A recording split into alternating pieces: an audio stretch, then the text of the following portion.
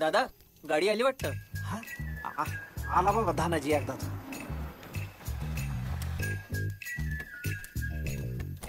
Jadhav family and friends. अरे हे काय पोरी सारखा फ्रॉक घालून आला? ही पोरीची कापड नाही, ड्रेस आहे स्कॉटलंडचा. किल म्हणतात त्याला, किल.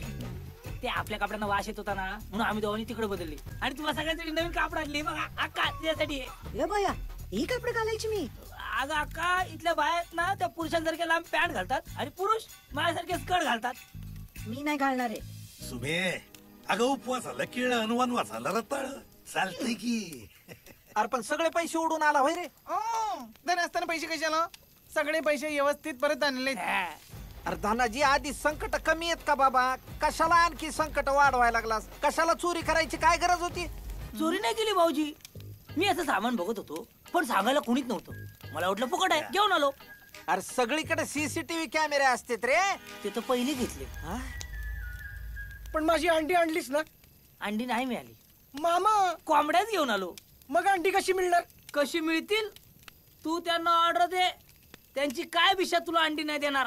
सुंदरा त्याला दाखव आपण काय काय आणलंय. माझ्या भाच्यासाठी अख्खा खुराडाच घेऊन आलोय मी. धनाजी माझी दारू आणलीस का? तुमची नाही मिळाली.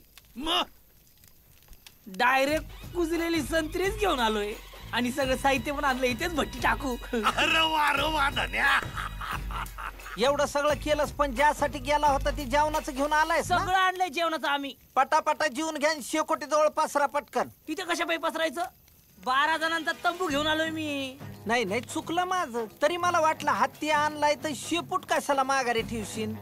ते नव उद्या सकाळी पटापट उठायचं, आधी टेलिफोन बूथ गाठायचा, अमरला फोन करायचा आहे. भाऊजी तुम्ही मला लय कमी लागता.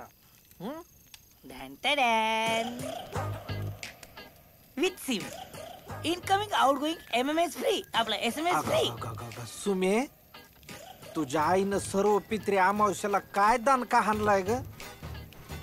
तुझ्या 7 पिढ्यात पुन्हा असा दिवटा पायदा नाही व्हायचा बाबा. थँक्यू भाऊजी. मिळाली का?